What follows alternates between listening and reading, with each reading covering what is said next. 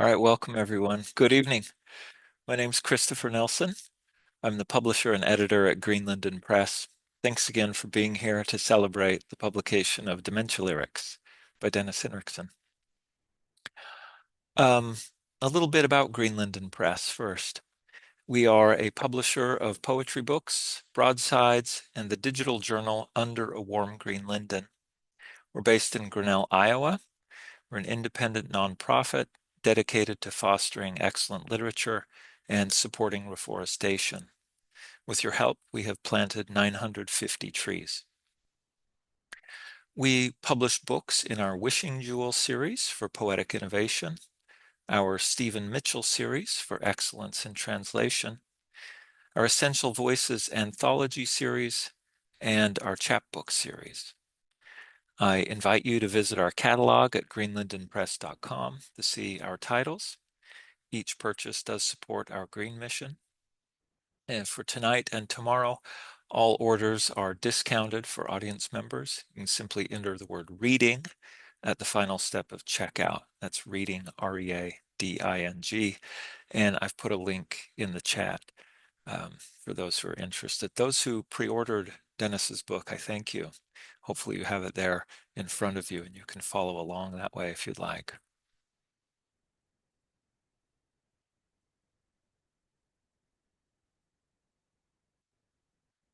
Dementia Lyrics is the fifth title Greenland and Press has published by Dennis. It's been a wonderfully rich and energizing collaboration. If you haven't already, do check out his 2024 book, Dominion, New and Selected Poems, which gathers decades of his most essential writing. And don't miss Schema Geometrica, the inaugural title in our Wishing Jewel series for poetic innovation, which includes, as Dementia Lyrics does as well, an audio album, a collaboration with sound artists and musicians that moves the poems off the page and into oral soundscapes. In our catalog, you'll also see that several of his titles can be bundled together because who doesn't want weeks of invigorating and inspiring reading? Do check it out.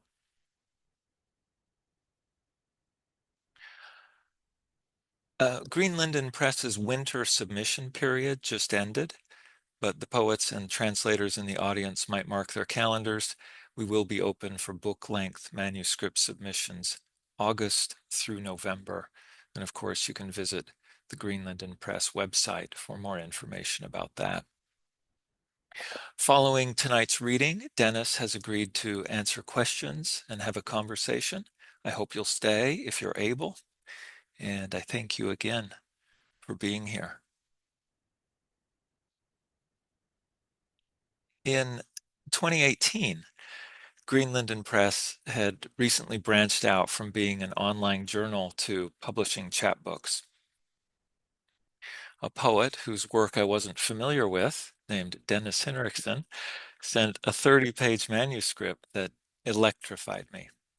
It made me feel like I was a teenage poet again, sitting on the basement floor of a bookstore, experiencing in language what I didn't think was possible to do in language. That suite of poems was called Q Lear. The title was all lowercase and had brackets and a slash, and I didn't even know for sure how to pronounce it or how to conceptualize it, but there it was in front of me, and it was consistent and alluring enigma, um, a style that sent fire through every following page of poems. Poems about so many things. Ekphrastic work on Sally Mann's horrifying and somehow beautiful Body Farm series, the poet's grandmother's Alzheimer's, poems alluding to films and employing filmic techniques, poems about the poet's mother, and all were unified by a sustained reimagining of Shakespeare's Lear. Well, it's easy for me to sound hyperbolic when praising Dennis's work. Suffice it to say, I was blown away in a way that, as an editor who reads hundreds of manuscripts a year, it's very rare. That sense of surprise and newness, that sense of electricity, to my surprise and delight, Dennis somehow sustains from book to book. His poems are consistently urgent and alive. One of my favorite endorsements, perhaps of all time, is Linda Gregerson's blurb for Schema Geometrica, in which she writes, quote, "Some of us are content to rearrange the furniture. Dennis Hinrichsen dismantles the walls. His poems are wild and rigorous at once, joyful and irreverent, abundant with intellect, and sometimes, yes, driven by rage at the wreckage we have made around us. This is not a comfortable couch of lyric vision. This is lyric determined to imagine a future, and I admire it deeply." End quote. The author of 12 full-length collections of poetry, Dennis Hinrichsen unerringly maps both the zeitgeist and the subjective psyche. Some of his other recent books I haven't mentioned are Flesh Plastique from Greenland and Press and This Is Where I Live, I Have Nowhere Else to Go, winner of the Grid Poetry Prize. His other awards include the Field Poetry Prize, the Michael Waters Prize, the Tampa Poetry Prize, and the Akron Poetry Prize. He lives in Michigan, where he served as the first poet laureate of the Greater Lansing area. It is my pleasure to give you Dennis Hinrichsen. Thank you, Dennis. I'll turn it over to you.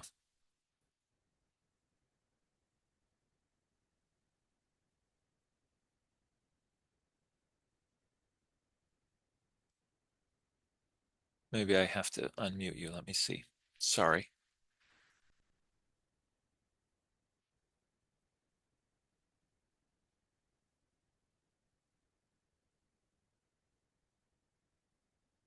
Okay, try that. Hi, everyone. Can you hear me? Excellent. Everyone's a postage stamp. Thanks for coming. Oh, good. Thank you for the thumbs up. Thank you for coming and thank you for that wonderful intro. I always hear people talk about my work and wonder who that guy is. I feel so ordinary here before the cave wall. Uh, but thank you so much. I am so delighted to be part of Green Linden's catalog.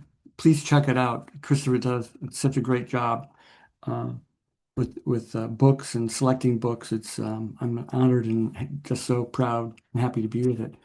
I'm going to read from the new book, Dementia Lyrics.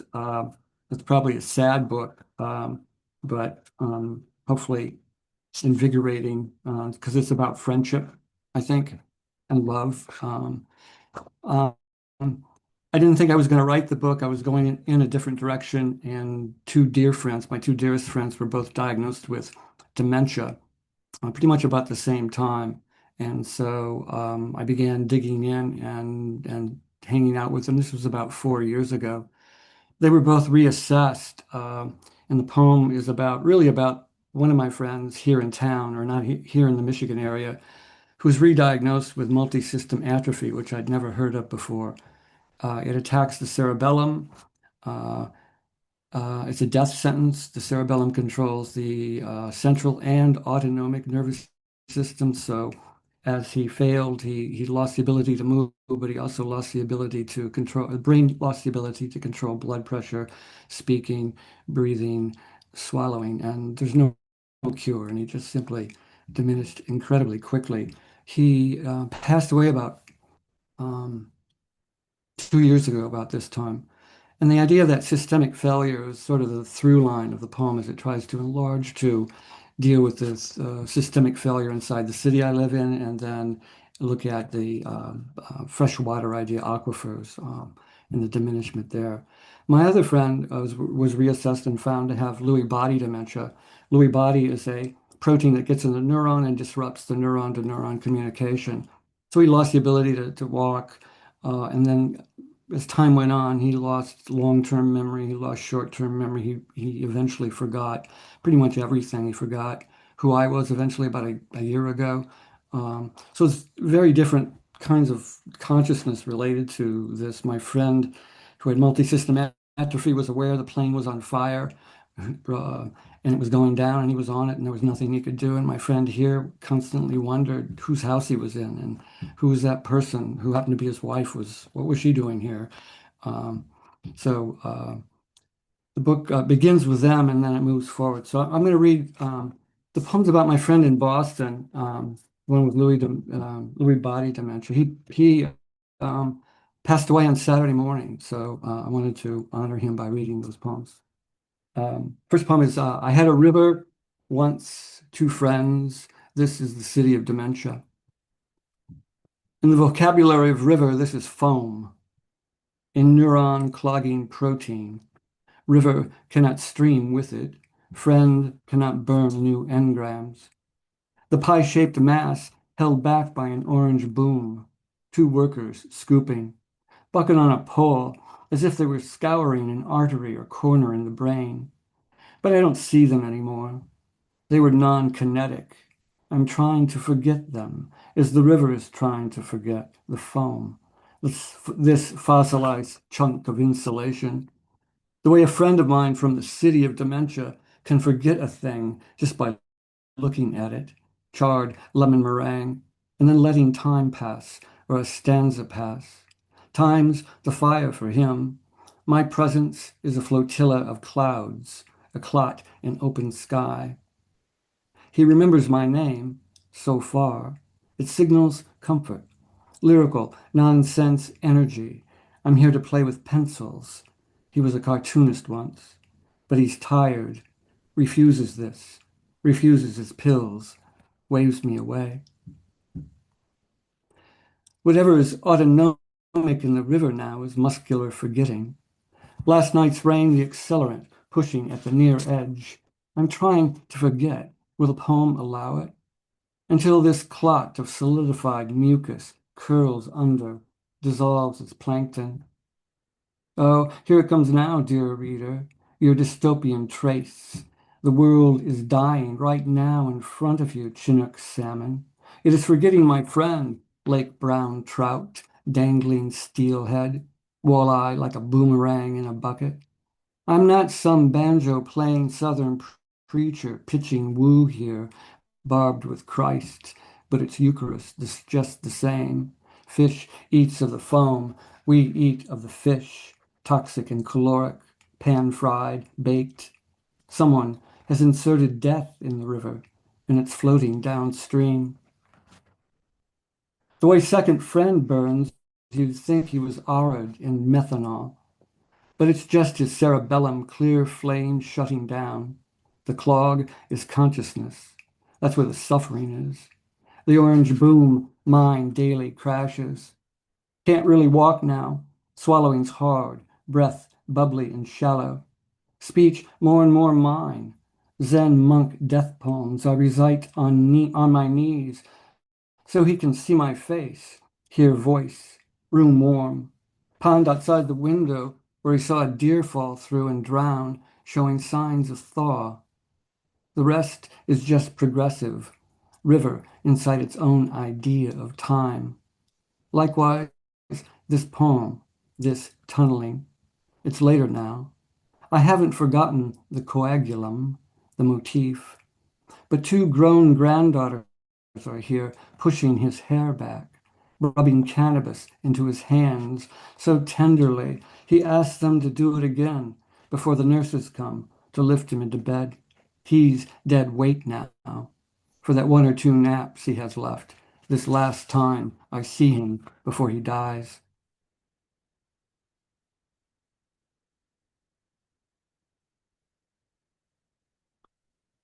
This poem is called Shotgun.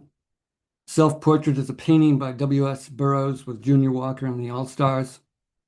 I think he set cans of Krylon in front of plywood and shot the cans of Krylon to paint paintings. I don't think he used a shotgun. I think he used like a 30 caliber rifle or something.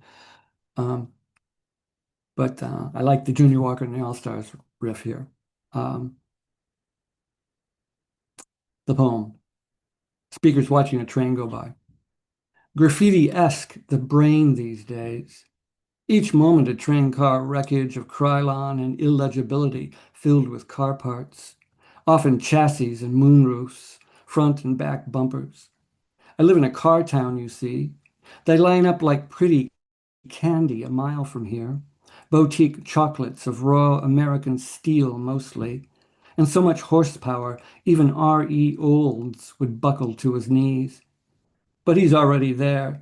Another drunken conqueror naming shit after himself, as this street is named, as this part of town is named. And now this shit is naming me back. I live here. I am birthed daily by its geography. I am tubular and filled with hazardous chemicals. An aerodynamic sculpture of resilient plastic. It is getting into the brains of mice these days, 2 hours after they sip the tainted fluids. Drink deep, my little friends. I'm Stinson Lumber, Procar, Gas X. I'm an Elgin Street Sweepers, poised monstrosity. The gates are down. A train is blasting through, dainty on my hind wheels like a buffalo. I wish I could control my emotions more, but I can't. They are bullets spraying color everywhere these schoolyard days. The plywood air, the canvas, I shotgunned this porous body through.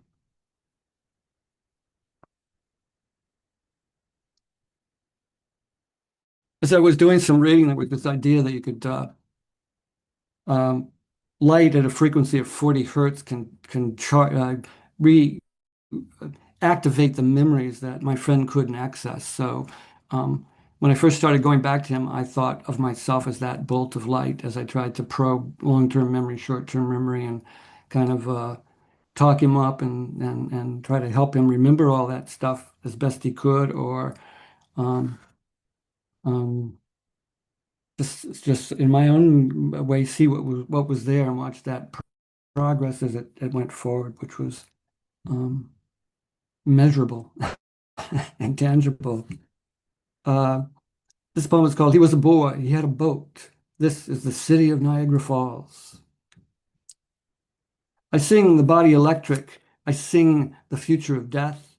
I wish I had stock in it. It happened so quickly. Ion channels breaking down, mitochondria lost, sucked into the Lewy bodies. Those spheres of protein clogging the neurons. Conclusion, cellular death. Friend cannot reason now. Body dying. He uses a walker. As for the engrams, they remain intact. Hippocampus buried. It takes light to bring them out. Dear Lake Ontario, can you come out to play? I am calling. This is Ecphoria dialectica. I am offering all my voltage to bring you forth. He sailed you once. This sound is wind and canvas. And if it's just another cut rate resurrection that poetry is, anonymous me beating silence to death, I can live with that. The poem is thrown, kingdom lost. He is down to slippers and a change of sweats, saddlebag of urine, banging left knee. It is morning. I am buttering a slice of whole wheat bread. He is speaking, attempting speech. Out of this abyss of days, this spasm of days, out of language dying, his breath, erotic, word, remnants, sparking.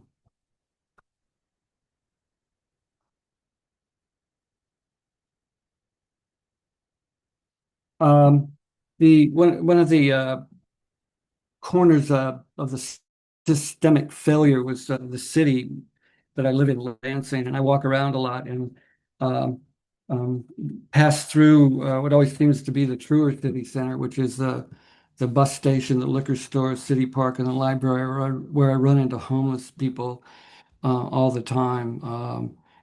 And during that time, I got to know a few of them and talked them up in the coffee shops and kept running into them and thinking about that. It's just we have this town has sort of failed in that. I hope they're doing something. Uh, this poem is called "Dementia Lyric" with Miles Davis and a gamelan. Um, the sound of time crystallizing is gamelan. That's my insight. I'm in my 70s. I must possess some of that. Notes struck, then muted, then struck again above phantom silence. A wristwatch faceting, partially erasing itself as it runs. Almost like the one-legged man pumping his wheelchair backwards across the intersection. Right leg the note, and then that ghost limb coding. Left leg is zero to him. Shape of the limb taken near hip, bouncing in his brain. And it is Saturday again. Beat down Saturday. Meanwhile, I'm driving cross town for artisan bread, thinking of my friend besieged by dementia. Morning coffee lost to him. His Zen moments on an endless loop, so he's almost Miles Davis some days, a bitch's brew of redundancy, cutting him to pieces. One-legged man still powering carriage forward, as if he were horse and rider, predicting pitiful futures to come. Car still idling. Mind the one-way mirror watching it all until I too am cinema, suddenly in scene. Downtown, empty street, I've stopped for coffee. When on cue, another of the city's extras approaches to ask for spare work, as if I have any of that around. His wanting to be useful to someone for something, somewhere. Me, this moment, obliterated by my response. I have none. Mute. He turns away. Mute. The contraption that is Saturday morning gonging entire car ride home. Am I a good man? Am I moral? I have pushed friend aside to his singular dying these last few seconds. Mute. I have failed at imagining tasks. My zero spare work not even morphing to spare change for the space a single hammered note exists. I trouble these things, half watching my car's reflection blur a storefront's Windex sheen, its song of commerce, essential oils, bottled to beautiful bells, impeccably silence, smell of pulled pork, up street coffee, worked to arrhythmic scarves by gusts of wind.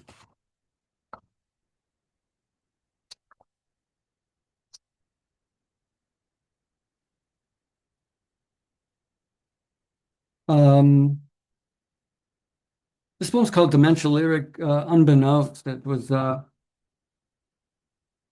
so strange to watch him forget his himself, his house, and still remain himself in a way. It was very strange. Whatever the vibe, the wavelength we had as friends kind of didn't disappear when he forgot who I was. We still found whatever that note was or range of notes that um, made us friends. It wasn't, he liked me again. We became friends again, even though he didn't know who I was. Um, this poem's called Dementia Lyric Unbeknownst, a short film on engram theory called The Forgetting. Was confusion substrate all along? Dispossessed of memory, he basks there now, a pre-death uterine clutching at nothing's wall. Still some part of what I recognize as him, wondering, how did I get here? What purpose is contained in next? He roils in damp covers, saying this. I watch him roil. Not even a bird of prey anymore. There's no grand seeking. He is woken. Immediately desires sleep. Wants to know how it is he knows me. Whatever constellation of neurons I am to him, dead sky locked. As for emotion, it is mine. I rub his neck and shoulders as if to say, you possess a body still. This is how blood moves. This is a muscle. I'm indicating care with thumb and fingers, which you will forget. It has relaxed you, which you will forget. Leaving, I have flown here. I am leaving tomorrow before you wake. It will be as if I were never here, gone, not even ghost, memory of ghost. Therefore, never grieved.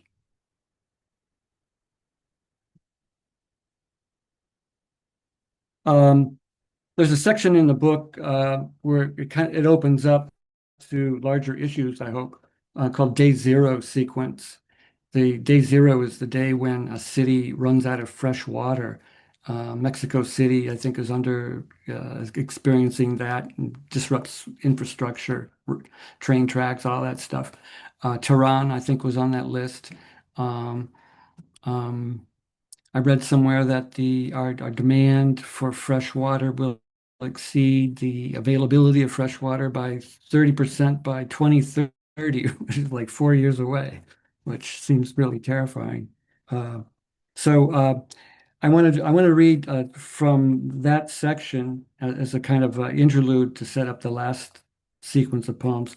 Um, this entire section, there's 5 poems in the section, and there's a last poem that's on black pages. All 6 of those poems were put to music by 2 local experimental musicians, Worm Moon and Bioprism. Um, and we thought we were just guys in town here messing around. MSU came a new hire at MSU came in and suddenly put together a record label, and suddenly my next door neighbor, who is Bioprism, has an album out, and then we, the 3 of us, have an album out. So there's a bunch of avenues to get to these tracks. They're absolutely fabulous. The QR code on the back of the book will get you. Whoa, that's not in focus. Anyway, there's a QR code, believe me, right there. That'll take you to the tracks in Green Linden's website. The album's up on Bandcamp, I think, if you want to take a look at it. Um, it was kind of cool. We did a book launch, and the 3 of us played. I didn't read poems. I spoke poems while they played music for like 30 minutes. It was just fabulous. Um, and they're really terrific. So I want to read the happy poem, since those poems were pretty sad. Um, the whole section is kind of about body is aquifer, brain is aquifer, um, aquifer is aquifer. And then I realized that as a child, my father's brother got the farm when my grandfather died, and we used to go out there and drink water from the well, drink water from the pump, drink water from the aquifer. Um, and this one's called Aqua Americana.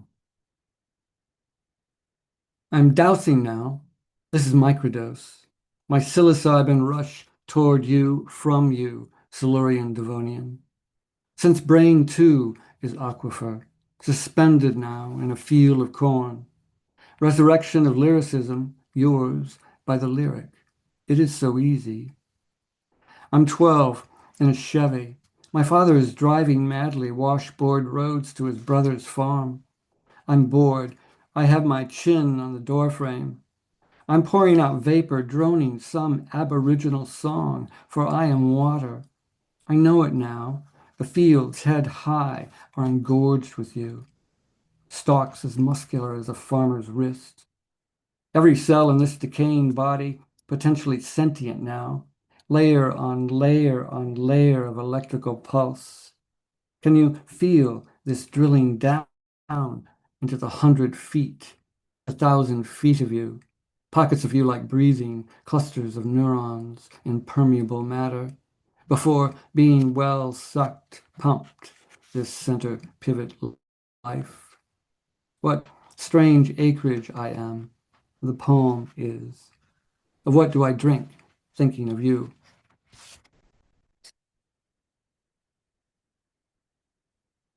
I want to pivot there to another poem from that sequence that sets up the um, segue into my other friend who had a death sentence. This is a this poem's called Body Bedrock Synapse. It has a little prosy intro into it, and then some coordinates. This whole section was going to be. I was thinking about these poems as in situ reports on site reports on various aquifers, and the poems have kind of shaped like aquifers. Whether the white space is water or the words, you get to decide, but it's sort of water inside bedrock, and that was sort of the formal gesture. And then I was sort of writing these. I knew I was going to ask Worm Moon to work on these poems, so I was thinking of how they might fit the ambient, watery stuff that he records. He recorded the same river that I write about and these things. So there's a really wonderful geographical synergy there. Um, but this is body bedrock synapse. Cannot speak. Cradles smartphone. Trembling hand. Letter by letter stabs last good thing he will ever say to me. Number two pencil. Eraser tip. To be trapped in consciousness, as in a wheel. Rush of data blasting the synapse. To be that gap. To be trapped in it. Dolomite. Limestone. To be held in slurs and pockets. 1,000 years seepage into bedrock I drink of. Etymologies animate, baptismal, that wet the tongue blade. Materiality, letter as matter, hitting letter as matter, as base molecular syntax, R, A, I, N, F, A, L, L, S, N, O, W, M, E, L, T, falling, melting, skin.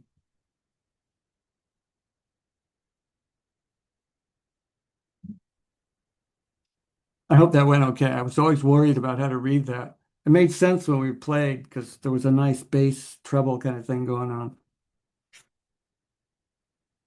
Anyway,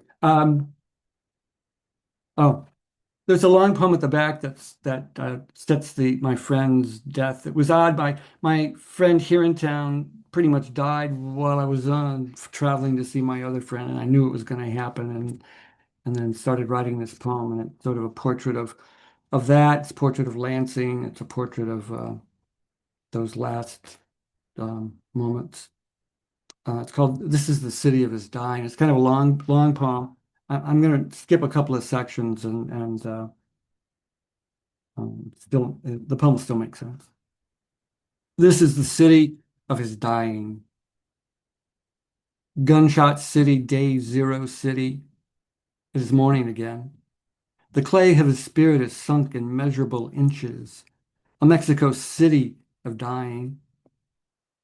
Emotion and runoff captured to flush this still living day down.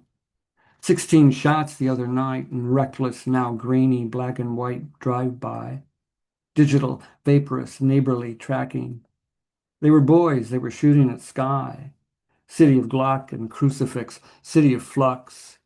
Condos rising out of the empty lots like cut-rate cruise liners.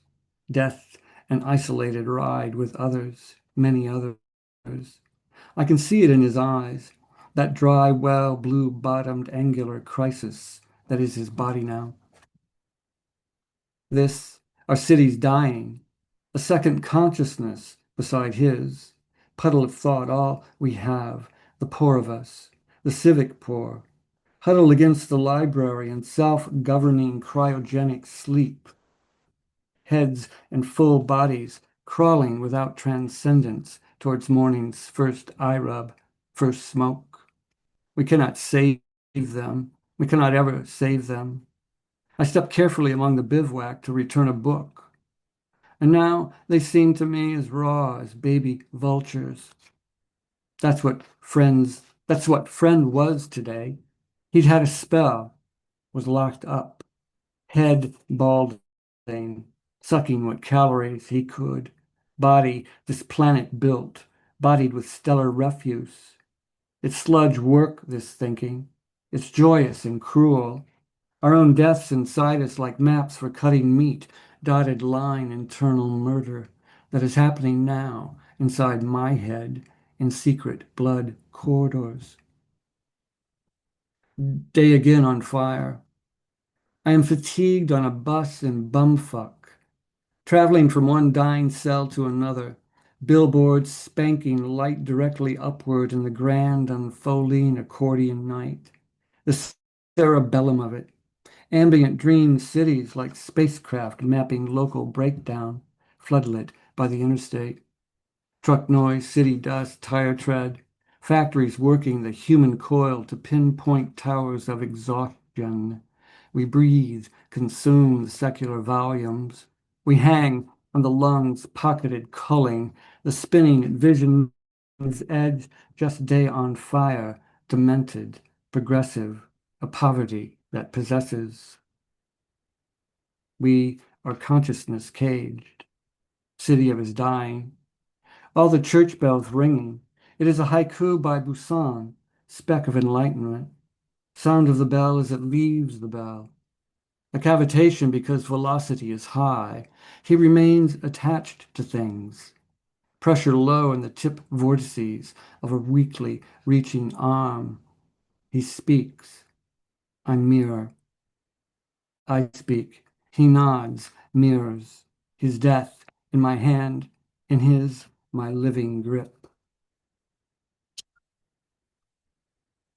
City of genocide, slow, economic, inside the genocides, the invisible, coy surface. Angling day long in twos and threes, meager trails of commerce. A performance piecework choir if I make the cuts just right. Vodka mini, liquor store. Let sorrow drag the ambient. Raw voices from the caravansary. Library, deep pockets, talking good weed, which is the sound a dying vocal cord might rasp.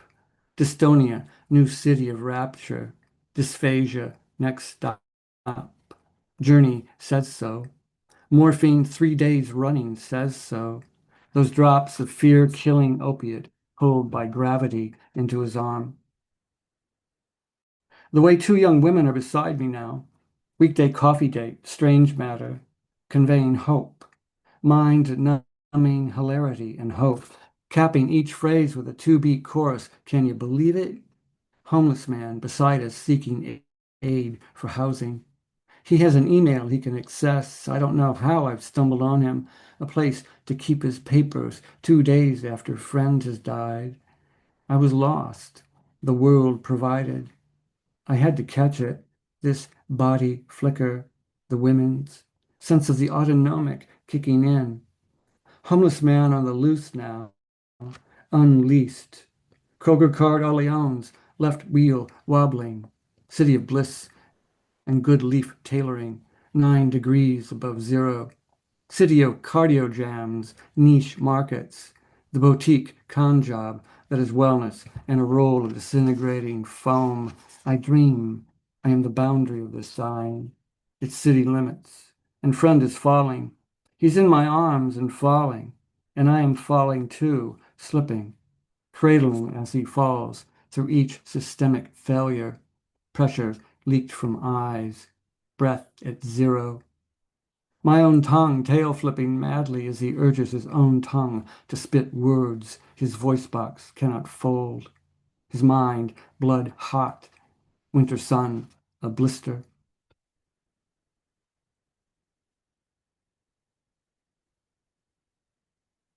Um, this next poem has a Christopher and I had spent a lot of fine time at the Kansas City AWP, and Christopher mentioned a movie to me about birds. I forget the title of the birds, but birds are falling out of the sky in New Delhi, I think, because of the pollution, and these two guys were rescuing them. It's a really fine movie. Do you remember the title, Christopher? No, okay. There are birds. There's something like that. It's really a wonderful film. Uh, and then I had to get out of my Airbnb below a tattoo parlor and get to the airport. I had a lot of time on my hands, so I wrote this poem in the Kansas City airport, waiting to go home. It's called Dementia Lyric with Issa and a Falling Bird. This is closure, opening, then closing again. The poem insists, come join me. We are tenants still. Continue. Earth is first body. This then it's dying, neurodegenerative and sublime. He follows how his sleeves hang, dead weight of voids and forgetting. This is closure. You must love it, as it adores you, as Beijing air adores you, as birds falling out of the sky. This is the body New Delhi, the trash heap purr of it. Extinction whispers in each difficult breath. a drowning of sound. He cannot speak in sound. He breathes in dark shimmers. He snorkels the luminosity, fawn death, and roadside foliage. I idle the care unit's morphine haze, a crafted influenza pinging each upbait phrase with sediment and shine, lingos of duration. My cerebellum poised top of my spine with its top of my spine with its sweet, still functioning ounces. I can turn pages. I can voice haiku by Issa toward each one of his still living eyes. Now dignities of nostril and mouth. I dab at dewdrops of spittle, hanging snot, pick half-crushed rice from bottom lip. Bare wall behind us, effervescent with waiting. It will absorb him with eye blink fusions. He will turn to it. It will take him in, spangled as an aspen. This is closure. Repetitive, curing car sound. Prepare for it. Song voice lagooned in a box, in a room. The frictions, breathing, swallowing, speaking, suppressed to tremors, overlaying each other, face down in starvation, silence.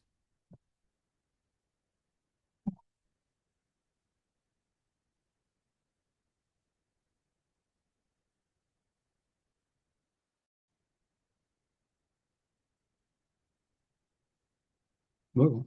Um, well, I'll end with this poem. Um,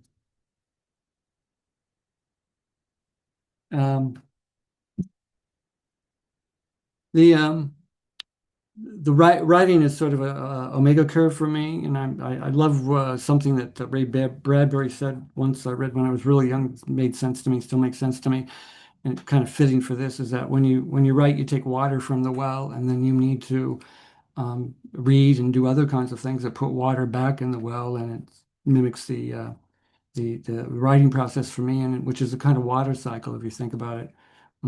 Given that the brain is mostly water, I'm mostly water. It's just electricity and water doing all this stuff.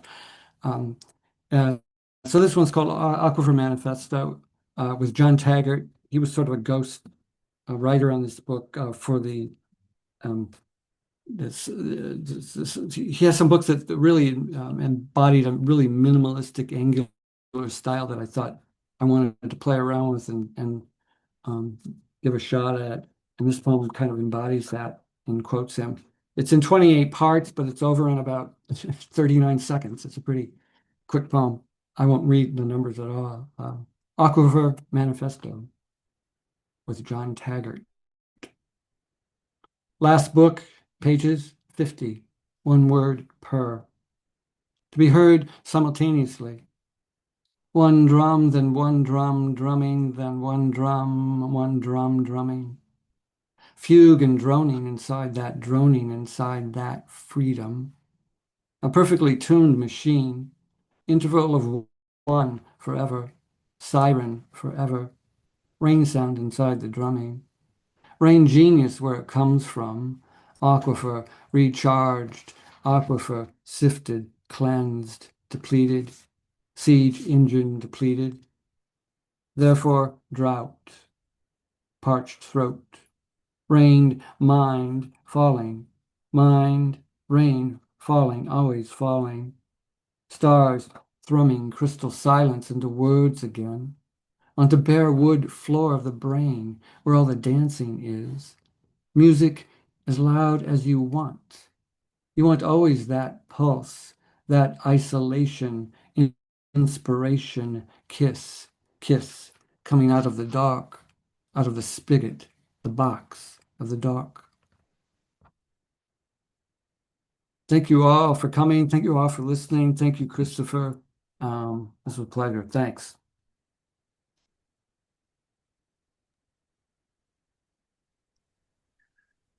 Wonderful, Dennis. It's great to hear the poems in the air.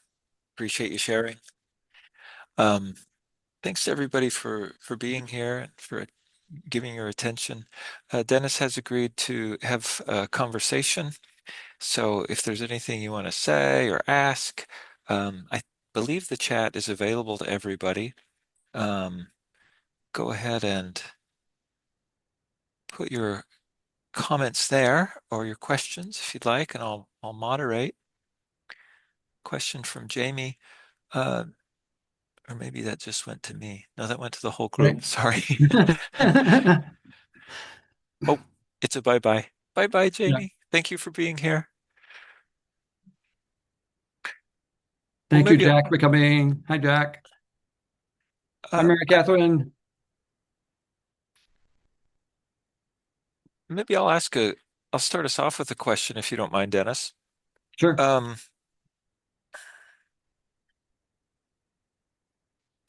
One of the things that I marvel about, uh, we'll keep it to this book, though I could talk about your other books, but um, is uh, the variety of forms, the delineation, the ways in which the poems appear on the page, like that one you just closed with, it was in these very brief numbered, um, I guess you could call them parts or, a numbered running line. Hmm. Um, Others, kind of more of what you'd expect in terms of most of the text following a left margin, and then others sort of exploded more across the page with caesura and not following a left margin. How do you how do you sort of um, come to a conclusion about how that poem should appear uh, on the space of the page, and what are sort of how do you measure that orchestration of the words on that space? Wow, that's a good question. Um, let's say some of the poems that try to map words as if they were water contained in bedrock um, were, I work by feel, and then I always audio test the poems, so the poems, and then I try to read the poems the where the white spaces are. I think that I'm mapping music. I look at them at music, and then I test them to see if they fit what I'm trying to do there. And then kind of just play with that. I guess it feels more organic than that. Um, I guess it's semi-designed. Sometimes they happen those poems in the day zero sequence happen so fast because the book was not coming together, and I had another section in there that wasn't working, and then I suddenly discovered I'll do this, and then like had that, like in days that stuff just came out of me, the aquifer stuff, and um, you know, yeah, I just sort of, each poem has its own, has to work as music. Um, I wish I had a better answer to that. Mm, Uh, but No, but it's it's but I experiment a lot with all that stuff, and I love what a line does, and I think I work at every line has to have something that pops. That was always, and then move on to the next line and try to make that one pop, and then the next line and make that pop, so that I continually engage you and mesmerize you and keep your attention. awesome. Thank you. Looks like there's quite a few comments and questions. Let's see. Um,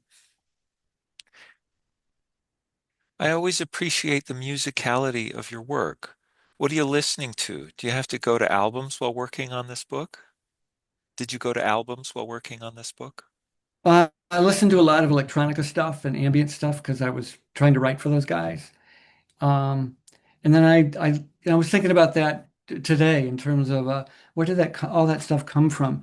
And I think it came from where I entered the poetry, the body that is poetry, the living, breathing body of poetry.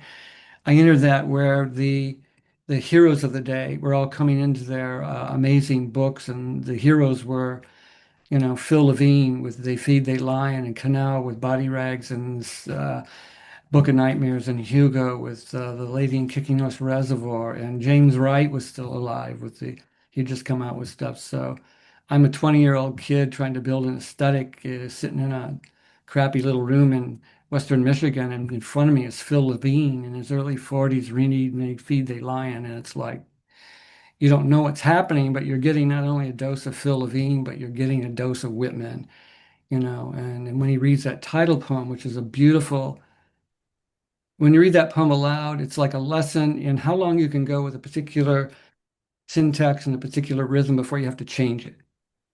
It'll teach you how to manage the dynamics of sound, and that just is always that was always a valuable lesson to me. And I think that's where it comes from. And then Keith Jarrett, back to the question, I've been listening to Keith Jarrett's solo work for a long time, and a lot more lately because I like the flow of that.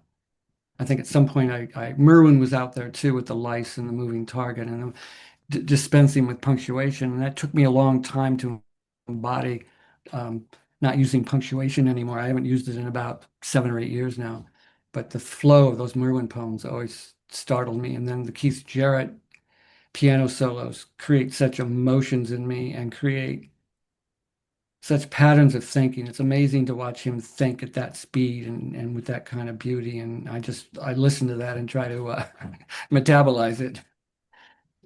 So yeah, a lot of stuff like that. Mhm. Christine asks, were your two friends readers of your poetry? Um, And after they became diagnosed, did they know you were writing about their decline and about your friendships? yeah, good question. Um, the my friend here in town wrote haiku and shared poetry with me, but I don't think he would consider himself a poet. He did other things as well. He was really great at haiku. And I shared poems with him. Um, I don't know if I think he knew I was writing about him. My other friend, I don't know if he did or not. Um, his wife did and was okay with it. Um, and then I was, that's a great question. I think it's part of it is their deaths were my experience too, is how I thought about it. And that the poem is really about my emotional connection to them and their love poems to these guys. I think, um, and celebrating their lives and the richness, even as they died, the experiences that I had with them were so rich and satisfying. We had a great time.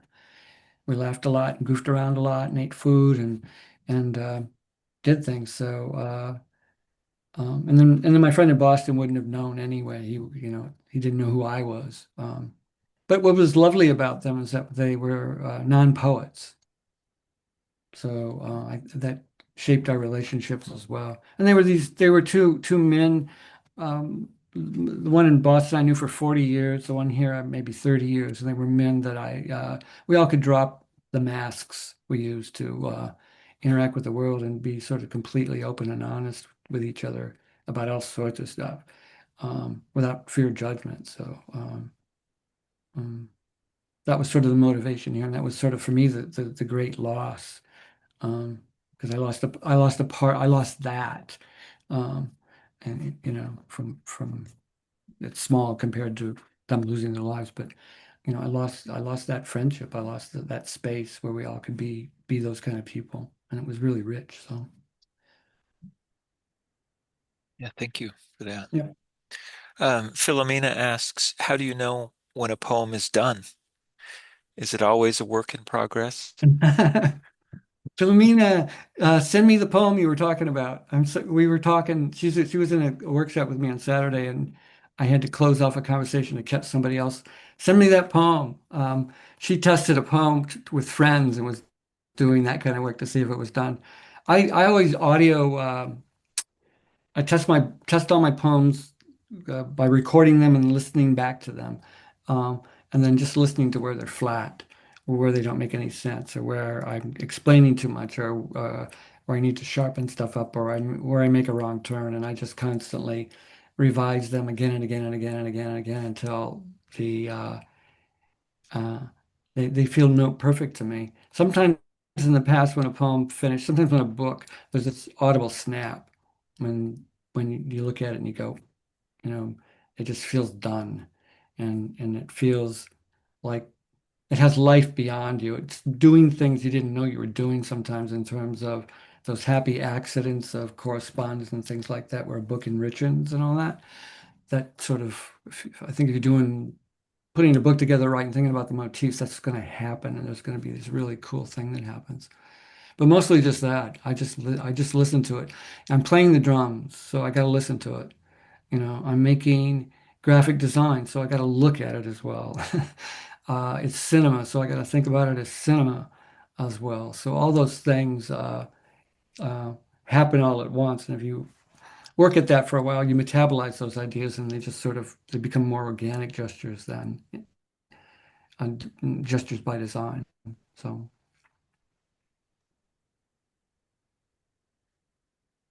Um, let's see. There's a kind of a longer comment that ends in a couple of questions about the landscape of Lansing.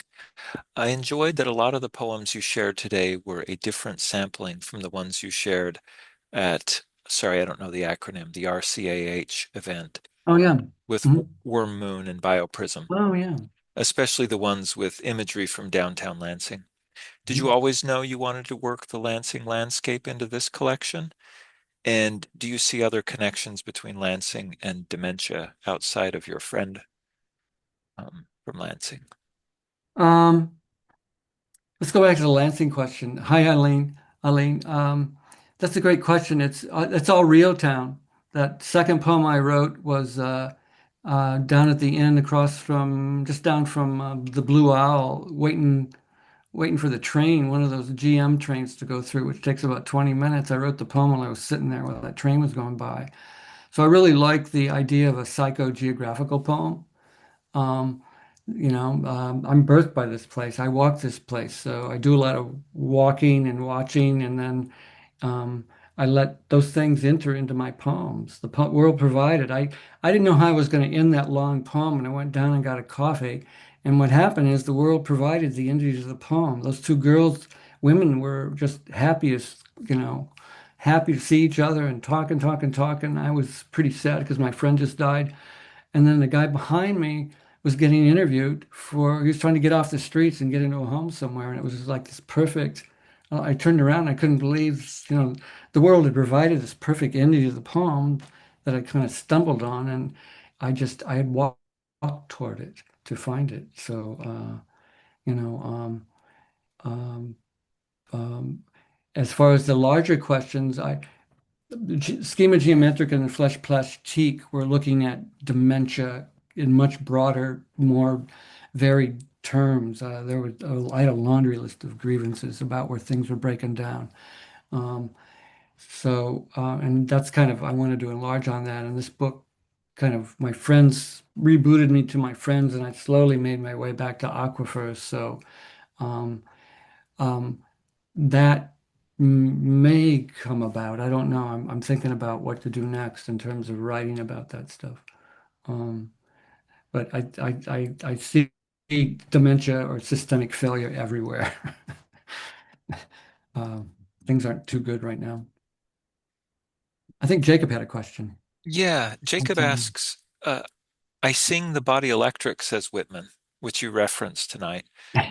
There's a Whitman-esque quality to this book of speaking to the human Hmm. body, the body politic, and toxic or poisoned body, the failing body. Hmm. How do you envision the role of the public poet, a la Whitman, for the present? Um, I, that's a great question. I think when I was writing Schema and Flesh Plastique, I thought of myself as more of a public poet, I guess, Whitman-esque poet, um, where I looked at things and it was much broader than just. Really, it began when I was poet laureate. I walked the streets all the time and felt like I was Whitman walking a very small part of New York, uh, and beginning that sort of encounter, getting out of the way I was normally grooved into the city and getting out into uh, discomfort, riding the bus, doing other kinds of things like that, and paying attention to that and building that into my poetry so the camera was not always on me. It was at there and speaking to what I saw. And then Schema Geometrica, I wrote most of those poems on my iPhone, and the iPhone became a portal for me into the globe, the internet. I felt myself as an international poet. I was connected to that world. And began to see all those connections through the iPhone and the kinds of things that was coming back at me. So I really felt I needed to speak to all of that stuff. I needed to speak to how I used water, what my money was doing, the labels on my shirts that connected me to women of color in Bangladesh making my shirts and stuff like that because I'm wearing them. They're part of the poem. So that the the public idea isn't just what's going on here locally, but given the shape of our lives now and the kind of colonization and all that kind of stuff, I think I'm trying to write more and more about that and being responsible for the state of the world and the fire that we're enveloped in. I think I can't not speak to that in some way. So and less interested in I can't do the other stuff. I think I explained it once upon a time. I felt I was in a lane following the guidelines, some unspoken guidelines of being a poet who, a male poet of a certain age doing certain things in the academic world. And I realized I was kind of following some kind of rules. And then I realized I had to get out of that lane and the world was bigger than the poem. And I needed to find ways to build all that world into my work. So I just began crashing in schema geometrica, the macro with the micro, and then saying, what's the upshot? And let the news feed dictate how to engage that um, public self. I hope that answers the question. I think it's really important. Good, good.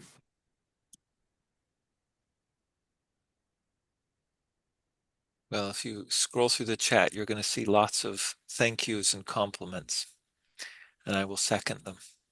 I appreciate you sharing, Dennis. I appreciate your work.